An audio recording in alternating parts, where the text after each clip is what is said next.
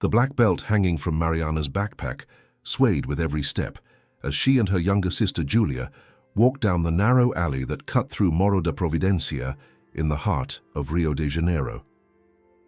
It was almost 11:30 on a stuffy Tuesday night in March, the kind of heat that sticks to your skin even when darkness has already taken over the streets.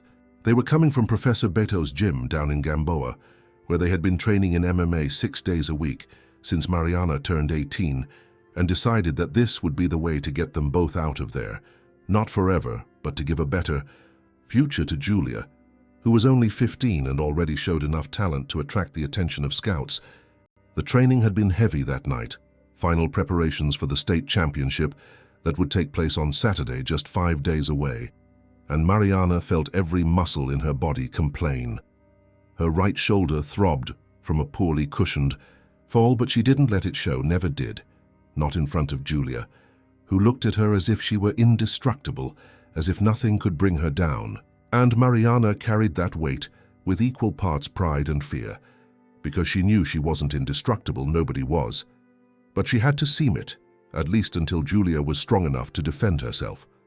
The two walked up the alley in silence, only the sound of their flip-flops hitting the uneven asphalt and the distant roar of a motorcycle climbing the hill on the main street. Most of the houses already had their lights off. Only one or another window still glowed with the bluish light of a television. Donna Concheição, the neighbor from the second floor, always stayed up late waiting for her husband to return from his night shift at the hospital.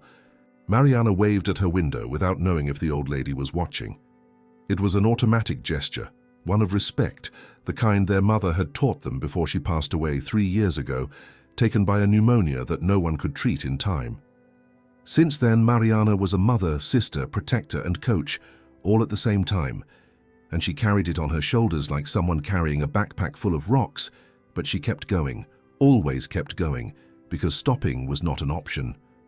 Julia pulled the elastic from her hair and let the dark strands fall over her sweaty shoulders.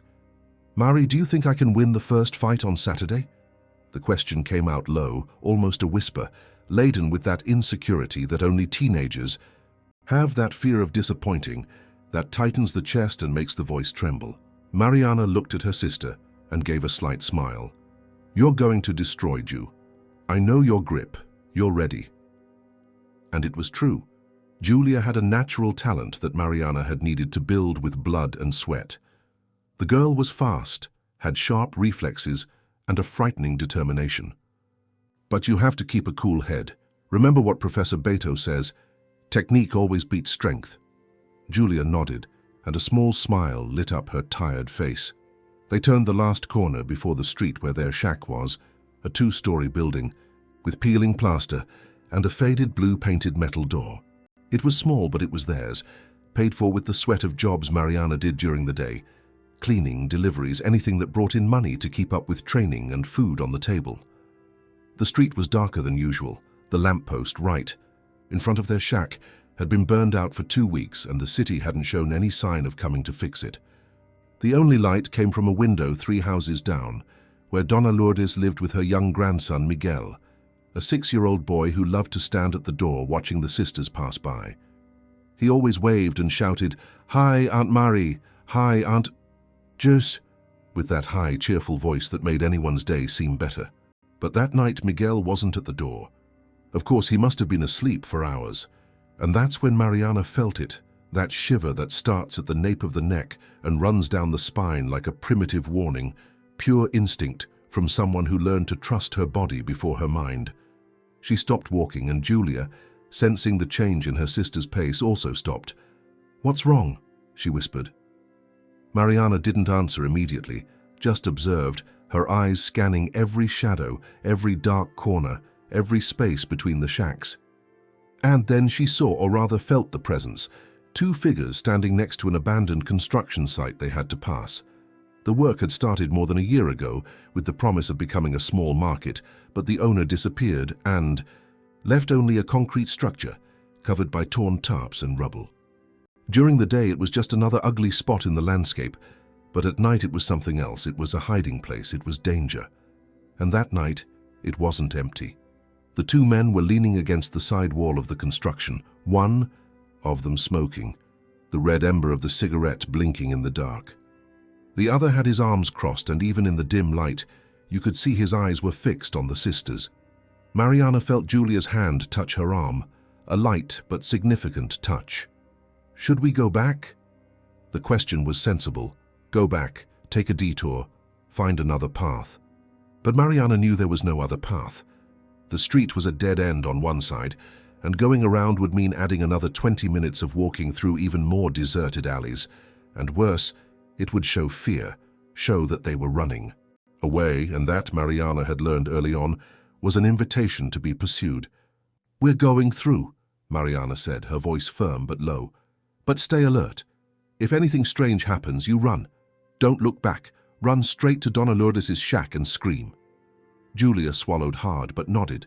The two continued walking, their pace now slower, more calculated. Every movement was thought out. The muscles that were tired before were now tense, ready. Adrenaline began to flow through their veins like a hot river. Mariana could feel her heart beating faster, but kept her breathing controlled. In, through. The nose out through the mouth. Just like in fights, like in training, always in control, always in command. They got closer and the details became clearer. The man who was smoking was thin, tall, with a scar that cut through his left eyebrow and went down to his cheek. The other was shorter, but wider, with the shoulders of someone who lifted weights or did heavy labor, maybe both. He wore a tank top that showed poorly done tattoos on his arms. Neither of them moved as they approached, just kept staring. The kind of stare that doesn't need words, that already says everything, that invades, that violates. Mariana tightened, her grip on her backpack strap, and kept her eyes forward, walking past them. But when they were a few feet away, the thin one threw his cigarette on the ground and stepped on it slowly, very slowly, a theatrical gesture, and said, "What's the rush, gorgeous?" His voice was slurred, maybe drunk, or just ill-intentioned. Mariana didn't answer, kept walking, but the other man, the wide one, took a step to the side, partially blocking the path. Not completely, but enough to force a choice. Go around or stop. "My friend was talking to you," he said, his voice deeper, more threatening. Mariana stopped. Julia was right behind her, so close she could feel her sister's accelerated breathing. "We just want to pass," Mariana said, her voice still controlled, but with a firmness that left no room for doubt. The thin one let out a short, dry laugh, humorless. "Calm down, princess. Nobody's stopping you. We just want to chat a bit, exchange some ideas. You two alone at this hour, it's dangerous. We could keep you company." Julia felt her stomach turn, that kind of nausea that rises from the belly and tightens the throat. But before she could say anything, Mariana raised her hand, a small but clear gesture. Silence. "We don't need company, thank you," she said, and tried to pass, moving around the wide man. But he extended his arm, not touching her, just blocking the path with his body. "What's this, lady? We're just trying to be nice. Don't you want to be nice too?" The intention was clear now, crystal clear, poisonous. Mariana felt the anger rise, that controlled anger she used in the octagon, that she channeled into punches, takedowns, submissions. But she took a deep breath, still trying to resolve it without violence. "Last time, get out of the way," she said, and this time her voice had changed, had taken on a steely tone, a final warning.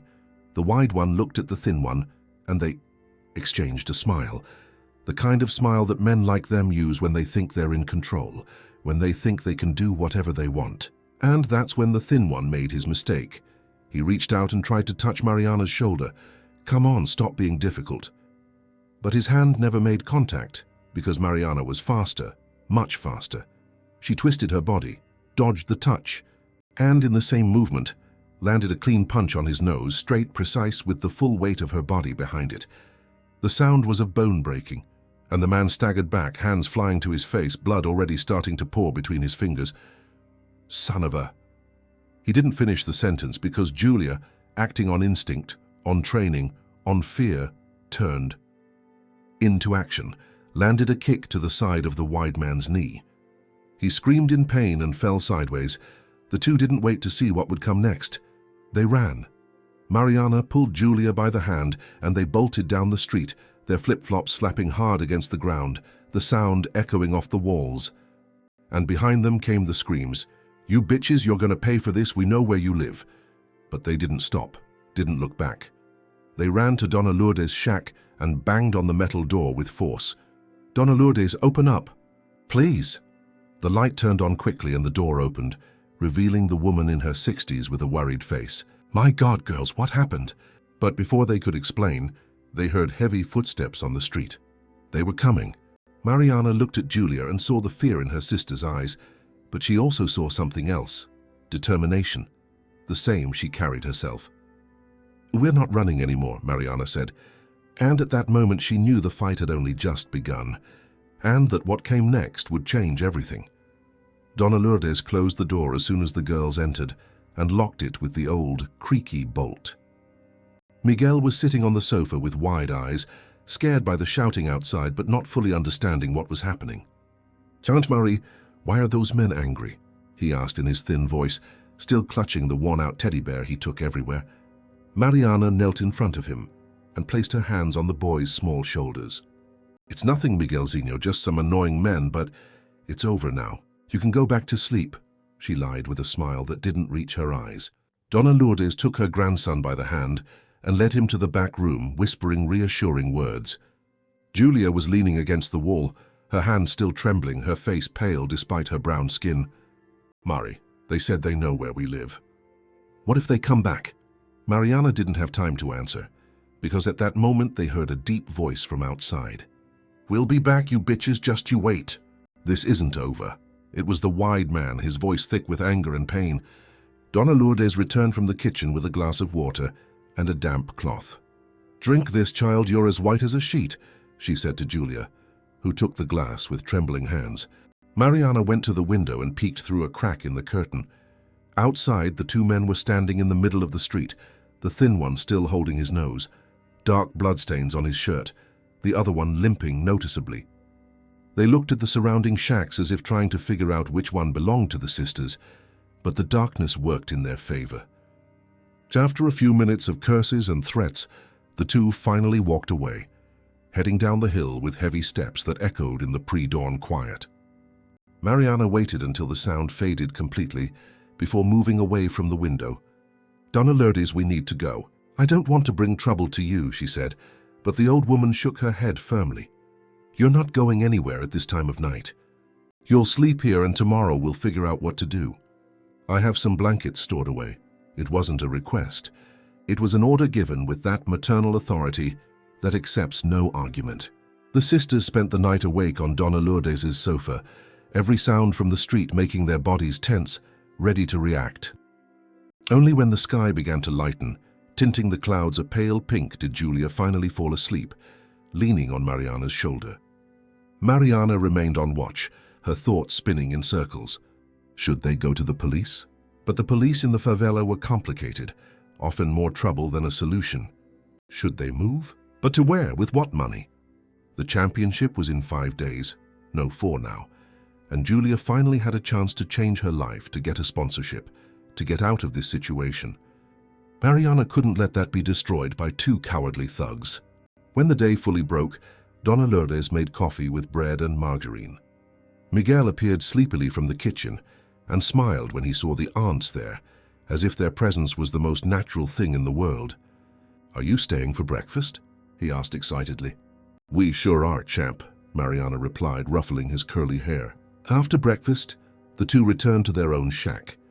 The blue door was intact, no sign of a break-in, but Mariana locked everything twice and pushed the old refrigerator against the door as additional reinforcement.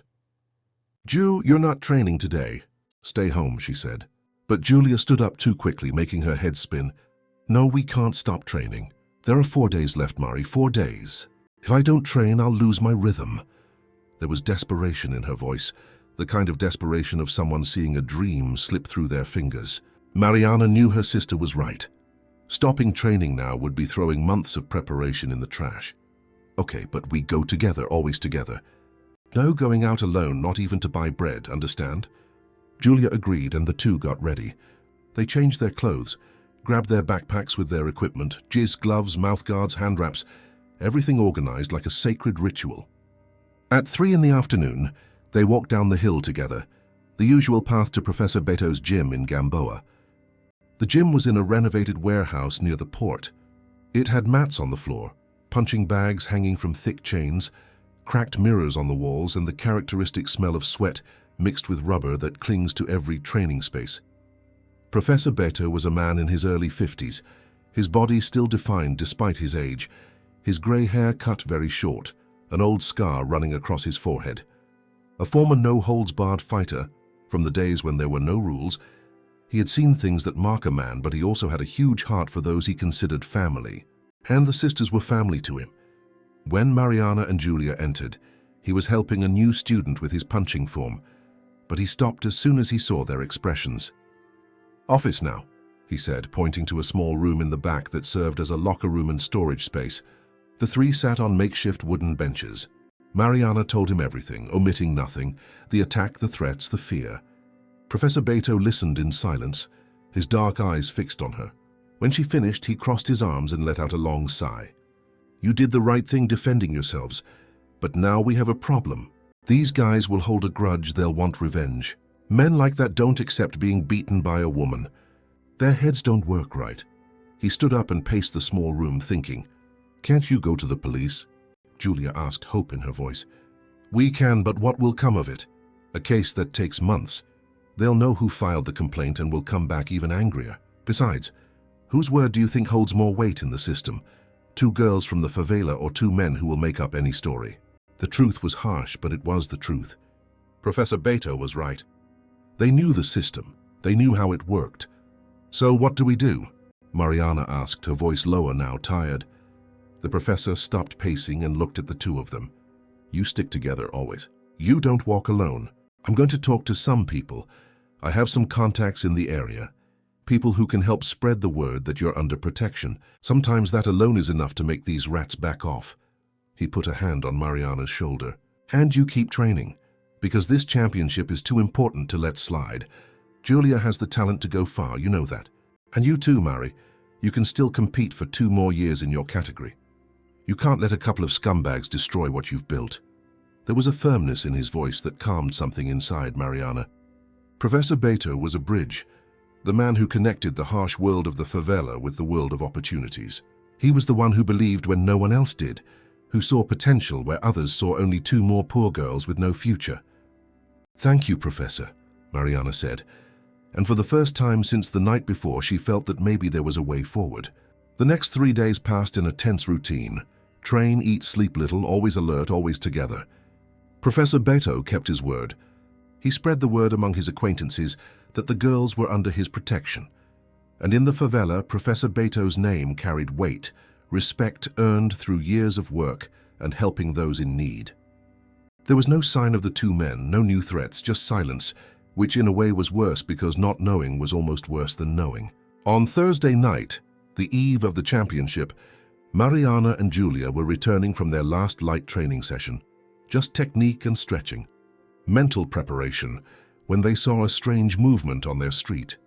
A black car was parked in front of Donna Lourdes's shack, engine running, tinted windows. Mariana felt her stomach sink. "Ju, stay behind me," she whispered. But as they got closer, the driver's door opened and out stepped Father Osvaldo, the priest from the Our Lady of Sorrows church at the entrance of the favela. He was young for a priest, about 40, tall with thin-rimmed glasses, always smiling even when the situation was serious. "Good evening, girls. Can I speak with you for a moment?" he asked with that calm voice that priests cultivate. Mariana and Julia looked at each other, confused, but approached. "What happened, Father?" Mariana asked. He pointed to the back seat of the car where Donna Lourdes was with Miguel in her lap, the boy fast asleep. "Donna Lourdes came to me today, told me what happened. I'm here to help." He gestured for them to get in the car. "Let's talk somewhere quieter." They went to the church, which was empty and silent at this hour, only the votive candles burning in front of the image of Our Lady, illuminating the space with a golden flickering light. They sat in the front pews, Miguel still sleeping in his grandmother's arms. Father Osvaldo sat facing them. "I spoke with some of my contacts at the Secretary of Security. I have friends there from when I did volunteer work in the prisons. I managed to get some information about the men who attacked you." He took a piece of paper from his pocket. One of them has a record, robbery, assault. He's been locked up twice. The other has a clean record, but is known in the area as a troublemaker. Mariana felt a chill in her stomach. "And why are you telling us this?" Father Osvaldo sighed. "Because tomorrow is your championship. I know how important this is. Donna Lourdes told me everything. And I also know you won't be able to fight properly if you're scared. So I'm here to propose something." He leaned forward. "I'm going to have Donna Lourdes and Miguel stay at the rectory for a few days. It's all arranged. And I'm going to ask 2 friends of mine, ex-cops who now work in private security, to keep an eye on you and your shack. They won't charge anything. They're doing it as a personal favor." Julia couldn't hold back her tears. "Father, why? Why are you doing this for us?" He smiled, that genuine smile that lights up his whole face. "Because you deserve the chance to fight without fear.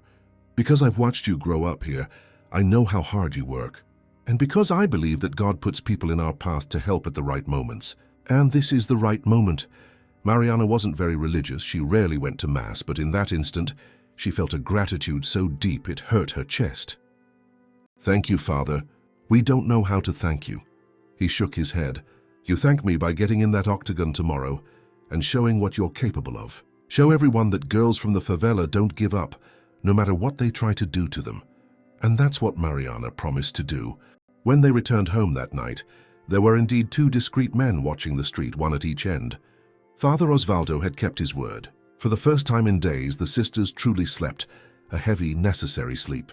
And when they woke up on Friday morning, the day of the championship, the fear had been replaced by something stronger, iron determination and fire in their blood. The municipal club's gymnasium was packed when Mariana and Julia arrived at 2 in the afternoon on Saturday, the air heavy with the smell of sweat and anticipation.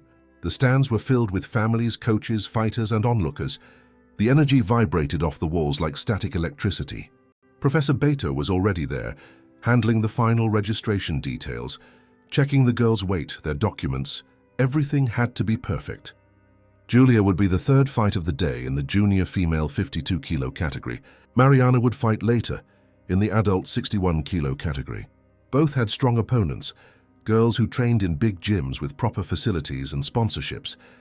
But Professor Beto always said that heart was worth more than expensive equipment, and the 2 of them had heart to spare. In the locker room, while Julia warmed up, doing jumping jacks and shadow boxing in front of the stained mirror, Mariana wrapped her own hands with surgical precision. Each turn of the fabric had to be snug but not too tight. It had to protect the bones without cutting off circulation. It was a meditative ritual, a moment to connect with herself before the war. "Mari, do you think they'll show up here?" Julia asked suddenly, stopping mid-imaginary strike. Mariana didn't have to ask who they were. "I don't know, Ju, but if they do, there's security here, there are people on our side. We just need to focus on the fight, on what we came here to do. Leave the rest for later." It was easier said than done, Mariana knew, but it was what they had, focus or fear, and fear didn't win fights. At 3 o'clock, the first fights began. The sound of gloves hitting flesh echoed through the gym, mixed with shouts of encouragement and instructions from the coaches. Mariana watched everything from the side of the octagon, analyzing styles, seeing patterns. When it was Julia's turn at 4:15, the girl was so tense her shoulders looked like stone. Professor Beto placed his hands on her face, forcing her to look him in the eyes. "Breathe, champ. You trained for this. Your body knows what to do. Let your mind be at peace and fight." Julia nodded, put in her mouthguard and stepped into the octagon. Her opponent was a blonde girl from a South Zone gym, with defined arms and a confident gaze. There was a clear difference in physical structure. The other girl was better fed, stronger. But Julia had speed. When the fight started, it was a clash of styles. The blonde advanced with force, trying to dominate through pressure. Julia retreated, dodged and counterattacked with precision. 1, 2, 3 minutes of the first round passed quickly. Julia returned to her corner, sweating, breathing hard. Professor Beto gave her water, wiped her face with a cold towel. "You're winning on points, but you need to finish it. In the next round, you go for the takedown, take it to the ground and submit her. Your jiu-jitsu is better than hers, trust it." Julia nodded and went back to the center. The second round was different. She changed her strategy, Faked a high punch, the blonde raised her guard and Julia shot in low, grabbed a leg and took her down. The takedown was perfect, textbook technique. And on the ground, Julia was even better. She transitioned to her opponent's back in 3 movements and applied a rear naked choke that tightened slowly but firmly. The blonde tried to resist, tried to breathe, but Julia's arm was perfectly positioned, cutting off the blood flow to the brain, not the air. It was a technical, clean submission. 10 seconds later, the blonde tapped 3 times on the mat, signaling her surrender. The fight was over. Julia had won by submission in the 2nd round. The gym erupted in cheers. Professor Beto jumped into the octagon and hugged the girl, who was crying with emotion and relief. Mariana was screaming so loudly from the stands that her throat hurt, but it didn't matter. Julia had done it, had shown that she belonged there, that she deserved to be there. When they came down from the octagon, a woman in a suit approached them. She had a clipboard in her hand and a badge hanging from her neck identifying her as a scout for the state MMA Federation. "Hello, you're Julia Santos, right? Great fight, truly impressive. I'd like to talk to you and your coach about some opportunities." Professor Beto could barely hide his smile. Opportunities meant sponsorship, meant equipment, meant a future. They scheduled a conversation for the following week, but it wasn't time to celebrate yet. Mariana's fight was still to come. At 7 in the evening, 3 fights later, it was her turn. Her opponent was well known, Carla the Demolisher Mendez, 23 years old, 8 wins and 2 losses, a striking specialist, a knockout artist. She had heavy hands and a history of violent first-round finishes. But Mariana wasn't afraid. She had respect, which was different. When they stepped into the octagon, Carla stared her down with a smirk, trying to intimidate her. But Mariana returned the gaze without blinking, without backing down. The referee explained the rules, told them to touch gloves. They tapped gloves and returned to their corners. The bell rang. The fight began. Carla came forward like a tractor, advancing with heavy combinations, jab, cross, hook, another cross. Mariana blocked, dodged, danced to the sides. She didn't try to trade blow for blow because she knew she would lose in terms of power. Her strategy was different: to tire her opponent, to frustrate her, to counterattack at the right moments. 1 minute into the fight, too, Carla was starting to breathe heavier, putting too much into her punches. Mariana saw the opening. When Carla threw a wide cross, she slipped inside and landed a quick sequence to the liver. 3 short punches that took the wind out of her opponent. Carla retreated, trying to recover. But Mariana gave her no space. She pressed forward, kicked her base leg, unbalanced her, went for a takedown, but Carla was strong. She held on. The 2 bodies struggled for position, sweat mixing, muscles trembling with effort. The referee separated them when they went to the ropes. "Fight!" he shouted. They returned to the center. 30 seconds left in the first round. Carla attempted one last desperate attack, a huge overhand right. But Mariana read the move, ducked under it. The punch grazed her hair, and on the counter she landed an uppercut that caught Carla square on the chin. Her opponent's head snapped back. Her eyes lost focus for a fraction of a second, but it was enough. Mariana seized the opportunity, advanced with a combination, 1, 2, 3, cross, hook, another cross. Carla went down. The referee jumped in, stopped the fight. Technical knockout. 1 minute and 47 seconds of the first round. The gym went wild. Professor Beto was shouting something Mariana couldn't hear over the blood pounding in her ears. Julia was jumping in the stands, hugging Donna Lourdes, who had come to watch, leaving Miguel with a trusted neighbor. Mariana had won. They had both won. It was a miracle, it was justice, it was everything they had fought for. When Mariana got out of the octagon, her legs still trembling with adrenaline, her face sweaty and marked from a few blows she had taken, she saw something that made her stomach freeze. At the gym's exit, leaning against the wall, were them. The thin one, his nose clearly broken and crooked, taped up with adhesive strips. The wide one with a brace on his knee, and they weren't alone. There were 3 more men with them, all staring fixedly in her direction. One of them, older with white hair but the body of someone still active, made a gesture with his hand, the universal sign for "I've got you," for "you're mine." Mariana felt her heart race again, but this time it wasn't the adrenaline of a fight. It was pure fear. They had come, and not to watch. They had come to finish what they started. Professor Beto noticed the change in her face, followed her gaze, and saw the men. Stay calm, there's security here. They won't do anything with so many people around. We'll wait for everyone to leave, then we'll leave together as a group. But Mariana knew that wouldn't work. She knew that if they didn't resolve this here on this day, it would continue. It would get worse. It would haunt not only her, but Julia, Professor Beto, Donna Lourdes, Miguel. Everyone she loved would become a target. "Professor, I need to solve this," she said, her voice firm but low. "Now today, or this never ends." Professor Beto was about to protest but saw something in her eyes that made him stop. "Absolute determination. Then we solve it together," he said, and called over 3 other students from the gym who were there, big, trained, loyal men. They formed a group of 7. Mariana, Julia, Professor Beto, and the 4 students. When they left the gym, it was almost 9 at night. The street was dark, lit only by the faint lampposts of the avenue. The 5 men were there, waiting. The oldest one stepped forward. "You broke my nose, you bitch. And on top of that, you made my nephew limp. You think you'd get away with that?" He spat on the ground. "Tonight you're going to learn some respect." Professor Beto stepped forward, placing himself between the men and the girls.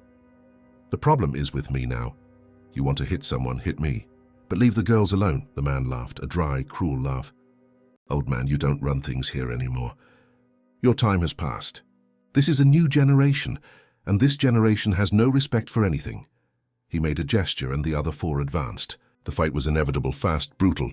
Professor Beto's students handled 3 of them, but the thin one and the wide one went straight for the sisters.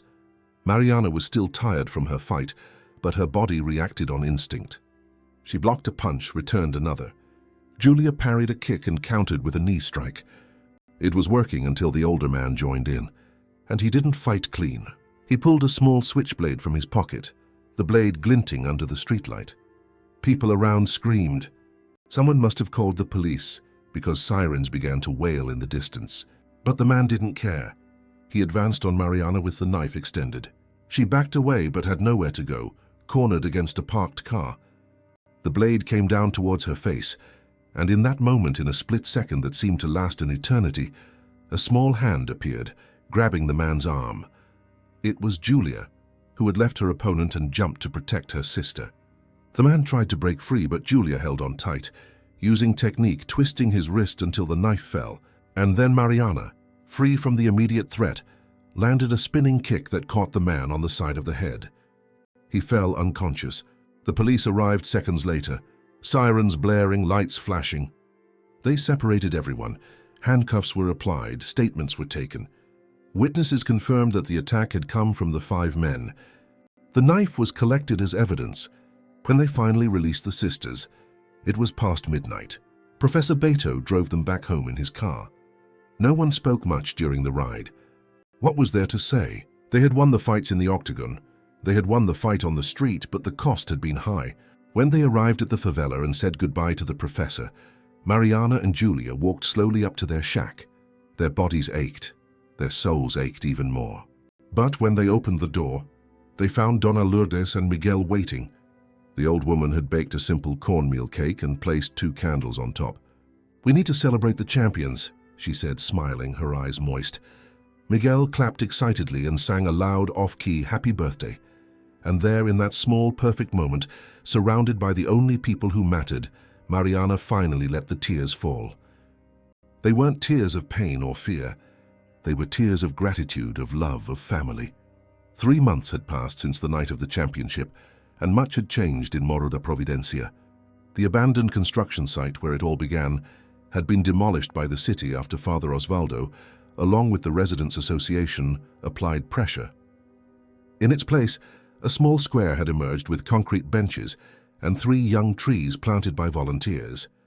They were still fragile saplings, but they already provided enough shade for children to play under.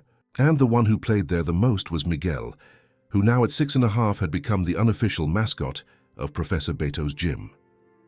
The boy went every Saturday morning to watch the training sessions, sitting in the corner of the mat with wide eyes, watching the fighters, mimicking the movements with his thin little arms. Professor Beto had even given him a small GI, white and starched. Miguel wore it with pride, even though it was too big and the sleeves went past his hands. Mariana smiled every time she saw the boy trying to perform an imaginary leg sweep on an invisible opponent. Julia had signed a contract with the state federation, a small sponsorship, but enough to cover equipment, travel to championships, and a monthly stipend. She had won 2 more fights since the championship, both by submission. Her name was beginning to circulate in MMA circles as a promising talent. The girl from the favela who submits everyone, they said. And it was true. But more important than the victories was what Julia had become. She was no longer that insecure teenager who needed constant validation. Now she walked with her head held high, her shoulders back, her gaze steady. She had found not only physical strength but inner strength, the conviction that she could face anything and come out on the other side. Mariana had decided to stop competing after that last fight, not out of fear or resignation, but because she realized her role was different. She had started teaching classes at the gym 3 times a week. A special class for women from the favela, many of them mothers, workers, women who had never set foot on a mat, but wanted to learn how to defend themselves, wanted to feel they had control over their own bodies, their own safety. The class had started with 5 students. Now there were 23, ranging from 15 to 60 years old. Donna Conceição, the neighbor from the 2nd floor, was one of them. At 62, she had started training and said she had never felt so strong. I raised 3 children on my own, worked 30 years as a cleaner, but only now do I know that I am truly strong, she said one day after training, sweating, smiling. And Mariana felt her chest swell with pride. This was a legacy. This was real transformation. The 5 men who had attacked them had been prosecuted. 3 of them were sentenced for illegal possession of a weapon and assault. 2 managed to get a plea deal with community service. The oldest one, the one with white hair, had tried to intimidate witnesses, but Father Osvaldo and Professor Beto had made enough noise for justice to finally work. It wasn't perfect, it never is, but it was something. It was more than what usually happened in such cases. And most importantly, they didn't come back. They disappeared from the favela. Some said they had moved to another region. Others said they were afraid of retaliation, because now the sisters had protection, not only from people but from their reputation. Messing with them meant messing with the entire community. And a united community is a force that no one can defeat. On a Wednesday in June, 3 months and 2 weeks after that fateful night, Professor Beto's gym organized a special event. It wasn't a championship. It was a demonstration and an open class for the community. They invited schools, families, anyone who wanted to get to know the sport, to understand that fighting wasn't violence. It was discipline. It was respect. It was overcoming. The warehouse was decorated with Brazilian flags and handmade banners from the municipal school children. "Fight for your dreams," said one. "Strong women, strong community," said another. There was music, there was food. There were people from all over the favela and even from outside. A local newspaper sent a photographer and a reporter who interviewed Mariana and Julia. They asked about their story, their challenges, their dreams. Julia spoke of wanting to be a Brazilian champion one day, maybe even compete internationally. Mariana spoke of wanting to open her own gym in the future, a place where girls like them could train for free, where they could learn that strength is not just physical, it's mental, it's emotional. It's believing that you deserve to take up space in the world. When the article was published the following Sunday, it took up a full page with a large photo of the 2 on the mat, arms around each other's shoulders, smiling. The headline read, "Sisters of the Favela, from Survival to the Octagon." The text told their story without sensationalism, with respect. It showed the harsh reality, but also the hope, the transformation. Father Osvaldo bought 10 copies of the newspaper and distributed them at the church. Donna Lourdes framed one and hung it in her living room next to the graduation photo of her son, who had died years ago in a work accident. Miguel cut out the photo of his aunts and took it to show at school, telling everyone that when he grew up, he was going to be a fighter just like them. But the most important moment of those 3 months was not a victory, not a news report, not a contract. It was on a Thursday afternoon, an ordinary day, with nothing special on the schedule. Mariana was teaching her women's class when a new girl appeared at the door. She must have been about 17, too thin, with sunken eyes, a yellowish bruise on her arm, the kind of mark you recognize. She stood at the entrance, unsure whether to come in or not. Mariana stopped the training and went to her. "Hi, do you want to train with us?" Scheisiger? Asked in a soft voice. The girl looked at the floor. I don't know, I heard that here they teach girls to defend themselves. Is that true? Her voice was low, ashamed. Mariana felt a pang in her heart. She recognized in that girl something she had once seen in the mirror. Yes, it's true. We teach self-defense, we teach how to be strong. We teach that no one has the right to touch you if you don't want them to. The girl looked up. Her eyes were moist. My boyfriend, She didn't finish the sentence, but she didn't need to. Mariana understood perfectly. She placed a hand on the girl's shoulder gently. You don't have to talk about it now if you don't want to. But if you want to train, you are welcome. The first week is free. After that, we can see what you can afford. If you can't pay anything, no problem, you train anyway. The girl started to cry, silent tears streaming down her thin face. Thank you, was all she could manage to say. Mariana hugged her, and there in that warehouse that smelled of sweat and rubber, in that simple and profound moment, Mariana understood that she had found her purpose. It wasn't about winning belts, it wasn't about fame. It was this. It was being a bridge for other women to cross from fear to strength, from vulnerability to protection, from victim to warrior. The girl's name was Beatrice. She started training that very afternoon. In the following weeks, she never missed a class. She gained weight, gained muscle, gained confidence. 2 months later, she ended the abusive relationship, moved in with her aunt and started a technical course in nursing. She became one of the best students in the class.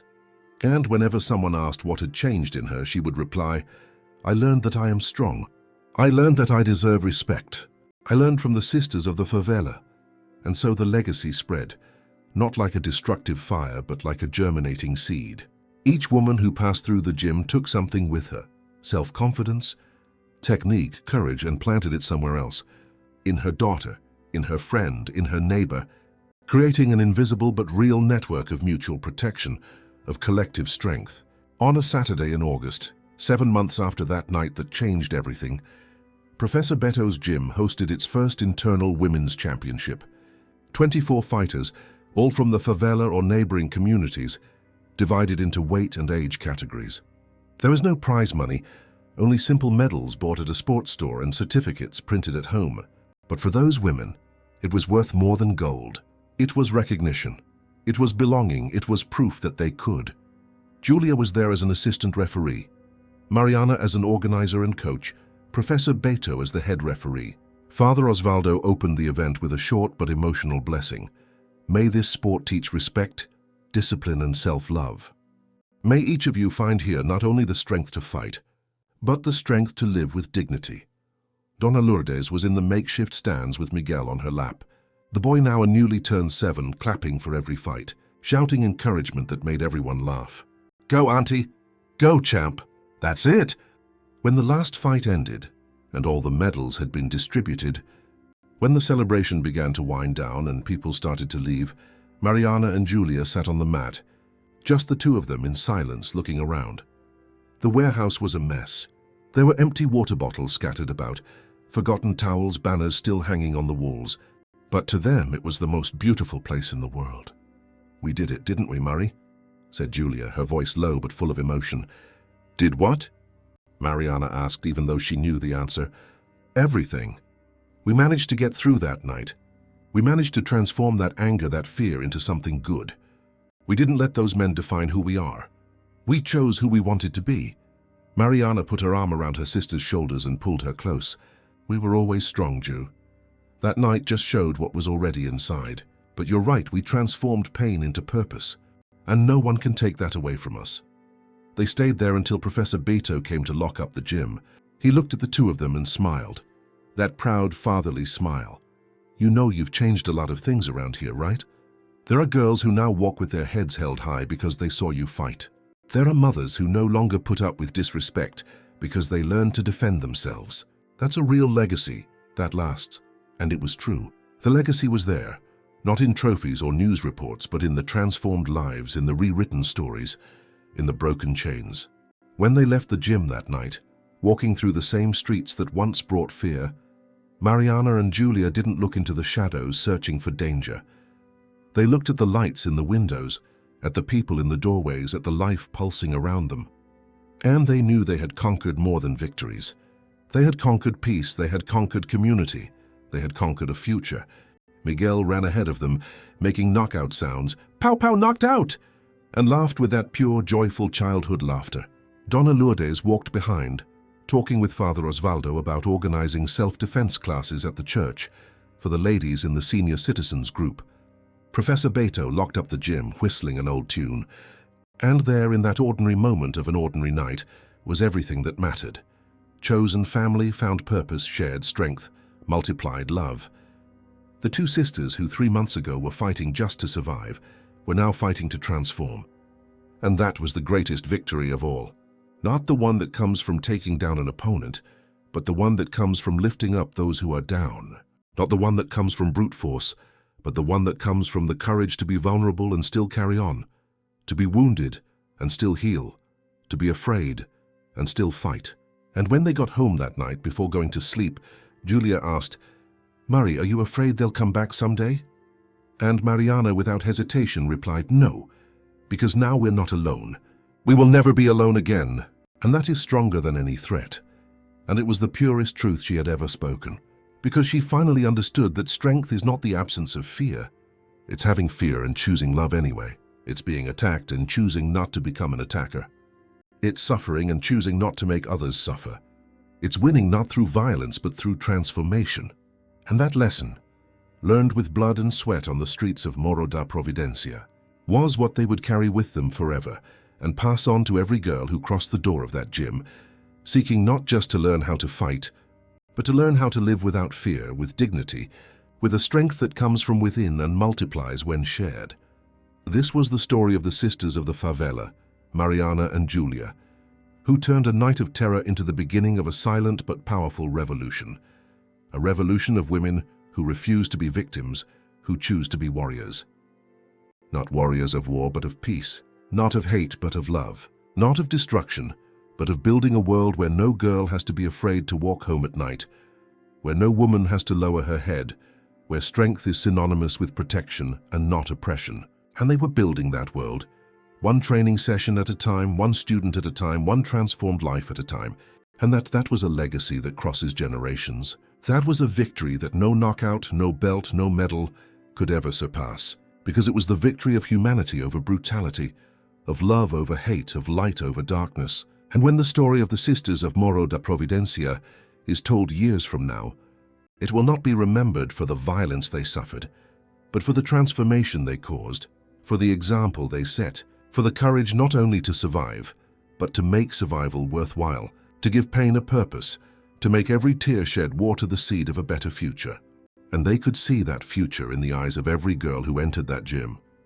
In Miguel's smile as he mimicked strikes, in Donna Lourdes' confidence as she walked alone at night without fear, in Beatrice's determination as she rebuilt her own life, in every small victory that together formed a revolution. And so on that quiet August night, 7 months after it all began, the sisters slept in peace, not because the dangers of the world had vanished, but because they knew they had within and around them enough strength to face whatever came their way. Together, always together, because they learned that family is not just about who shares your blood. It's about who shares your struggle, who shares your victory, who shares your life. And that family was now large, it was strong, it was indestructible. It was a legacy that would remain forever engraved, not in stone, but in transformed hearts, in saved lives, in futures built. And that was the true meaning of victory. End of story. And if you've made it this far, leave a like and subscribe to the channel, because this story belongs to all of us who have ever been afraid but chose courage, who have been knocked down but chose to get up, who have bled but chose to heal. Comment where you're from and which part of this story touched your heart the most, because stories like this need to be told, need to be shared, need to be lived. And you who have read to the end know that sometimes the greatest fight isn't in the octagon, it's in life. And the greatest victory isn't defeating an opponent, it's transforming pain into purpose and fear into love.